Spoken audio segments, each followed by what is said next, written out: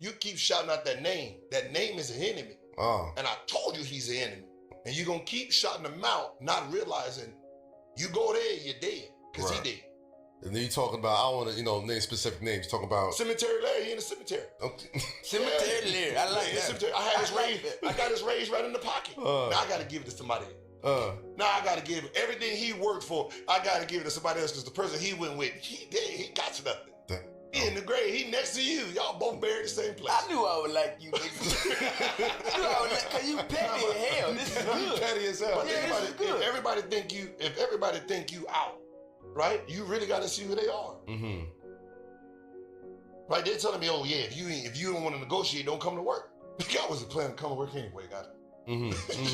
I'm building a new studio back at the crib. Okay. Now August, the plan to bring Gilbert Arenas back independently. I know you spoke about that. Is that still a go? See, it was going to be August because I wanted to jump them. Right. Because they was going to come back like September, October. So I wanted to start in when they was on vacation to take the time slot from them. Okay. Because they're not going to want to compete. Now they fired. Like, so, you know what I mean? Like, they fired. You know what I mean? So nobody from Gilbert Arenas coming back? It's just you? I don't know, man. Josiah. Okay. Shout out Josiah. Josiah, you know what I mean? You know what I mean? That's my guy. You gotta remember, I had the contract since January, bro. Right. And I was recruiting. Right. Because I thought they was gonna last, because their contract is in September. So I figured that they would be held all the way to September. So I was like, all right, let me get my people. Okay. I saved some of the staff members that got fired from the new dude. Right. But the actual rotating cast, like everybody's going, Kenyon. Yeah, they all got fired. Nick, Rashad. Okay. Definitely Rashad. Okay. Parted ways or got fired? That's different. They got fired. Right. I just stayed home, hoping I would get fired. So they had to stop the show that day. Oh, they got fired from the company. Yeah. Not from. Yeah. Not from Gil himself. I'm trying to clear that up. No. I didn't fire. They left me. And then they got fired. Then they got fired from the company. Yeah. I know they still had to do their job, but like, I wanted to see where the loyalty was. Was there anything specifically? You said Rashad specifically. Was there anything that he specifically did that let you know, like, I really can't? He kept shouting out the dude's name that was tanking our show. Cemetery Larry. Yeah, like the dude didn't do nothing for you, dog. He didn't. Your deal was done before he got here. First of all, real talk. He tried to fire you at the beginning of the season. He tried to fire you at the beginning of the season. That's why they was trying to, like, Skip was getting paid for 4 days. He was only there 3.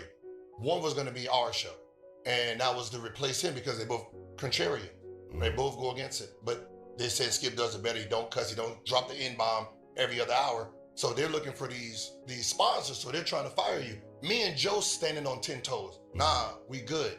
We're good with our roster. We're number 1 with our roster. Right? So what they did is like, all right, well, Joe and Gil ain't breaking. Hey, Rashad, you want to go to the football? Yeah, come on, football on Friday. Yeah, do a little football. So he's gonna jump on the football. Then they're like, hey, can Skip come on the show with you? We can do that on Friday too. Then they do an episode with Skip on Friday, and he's like, oh man, me and Skip, and so they did that to him. Right. But I'm like, yo, dude never did anything. Why are you going with dude? I told you we had beef and we had war. He's trying to take over Gilbert Arenas. So you giving him shout outs, 3 of them. I told you we beefing with him. So the fact that you in your shout out, it ain't Underdog. Me and Underdog, we good. Jeremy, Nick, like Kate, those are beautiful people. They just hired a dude who was just a weed, right? And he kept shouting this dude out. I was like, all right, okay, y'all got something going on. He done promised you something. I bet. Got you. Okay. That's understandable, man. I get it. I get it. Dirty business, boy. Like me and Shad didn't have no problems. Like I didn't have no problem. Like what he did is what he did. It's just that, why you like him? Like why are you picking him over us? Y'all haven't spoken since?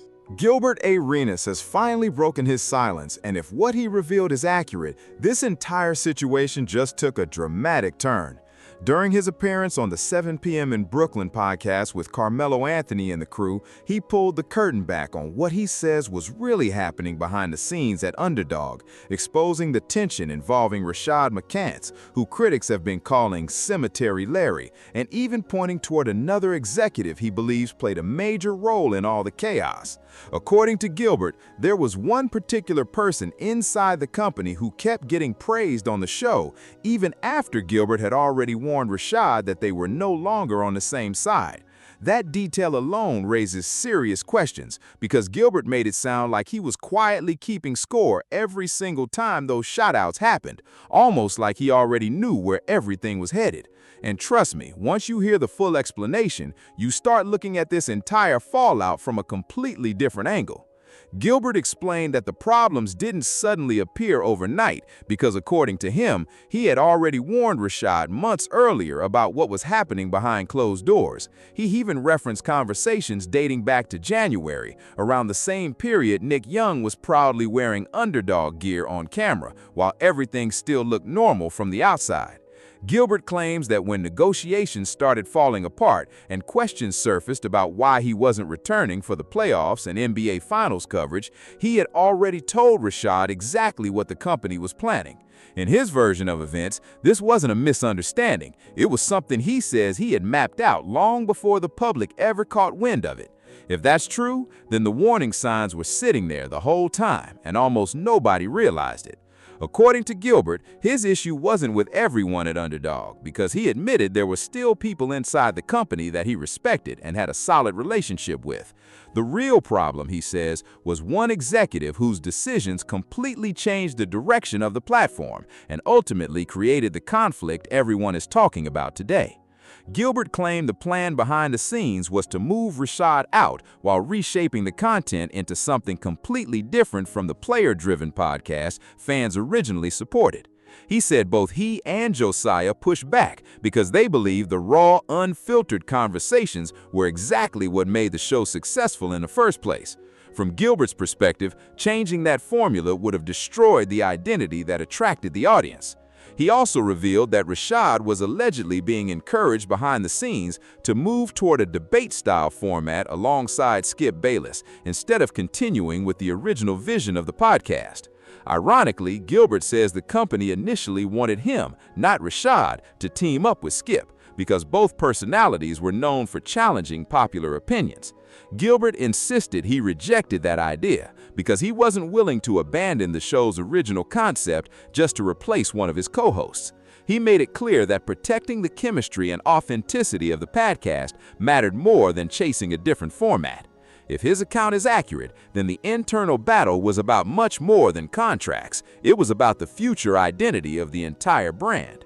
Now here's where the story becomes even more controversial, because if Gilbert's timeline is correct, Rashad may have ignored the very person trying to protect his position. From that perspective, publicly showing support for the people Gilbert warned him about could end up looking like a massive miscalculation. That's why many people believe Rashad now owes fans a detailed explanation of his side, especially after Gilbert laid everything out so publicly. If these claims are true, then some of the consequences may have been completely avoidable. Sometimes the biggest mistake isn't what your opponents do, it's refusing to recognize who's actually in your corner. Gilbert also hinted that he had already secured raises and contract improvements behind the scenes, suggesting there were negotiations happening that most viewers never knew about. That revelation adds another layer to the story, because it implies there was far more happening internally than the public ever realized. Of course, nobody outside those meetings knows every detail, so it's important to hear every side before drawing final conclusions. Still, Gilbert's version certainly gives fans a lot to think about and raises questions that deserve answers. As someone who enjoys following the podcast world, I find the business side just as fascinating as the content itself, and this situation is shaping up to be one of the biggest behind-the-scenes stories we've seen in a long time. What really caught my attention wasn't the money or who was getting the biggest contract, it was the business strategy behind everything. I've always been more interested in understanding how the podcast industry actually works, how these companies operate behind the scenes, and what really changes once creators sign those big deals. That's the type of information I pay attention to because it tells you where the industry is headed. And when experienced creators start sharing those behind-the-scenes details, I'm definitely listening because those lessons matter. One of the biggest takeaways from Gilbert's comments was the issue of creative control. He basically suggested that once corporations step in, they often try to reshape your brand, clean up your language, change your image, and make the content more advertiser-friendly. But here's the problem. Fans didn't subscribe for a watered-down version of the show. They came for the raw, authentic conversations that made it popular in the first place. Sure, changing the formula might attract different sponsors, but it can also push away the loyal audience that built the platform. That's a risk every creator has to think about before signing on the dotted line. Gilbert also pointed out how creative freedom slowly disappears once new executives start making decisions, cutting episodes, and bringing in people who weren't part of the original vision. We've seen this happen in the music industry for years, where artists lose control after labels begin calling the shots, and podcasting doesn't seem all that different. When outsiders start changing the identity of a successful product, things can unravel faster than people expect. That's why ownership and creative independence have become more valuable than ever in today's content game. It's a reminder that the biggest battles usually happen behind the camera, not in front of it. At the end of the day, though, Gilbert Arenas and the Gil's Arena crew still have something that can't easily be taken away: the audience. That's the beauty of YouTube, because your community follows the creator, not just the platform hosting the content. Even if a fresh start becomes necessary, loyal viewers usually make that journey with you, although rebuilding always takes time and consistency. If you've built real trust with your audience, that's an asset no contract can replace. And honestly, that may end up being Gilbert's biggest advantage moving forward. Now, the only thing left is to hear how everyone else responds, because this story is far from over. By the time you're watching this, Swaggy P may have already addressed everything, while names like Kenyon Martin and Brandon Jennings could eventually weigh in as well. I'll definitely be keeping an eye on every new development because this situation keeps getting more interesting with every passing day. You guys have been sending me updates non-stop, so we're going to stay on top of every twist and turn. As always, stay locked in because this conversation is just getting started.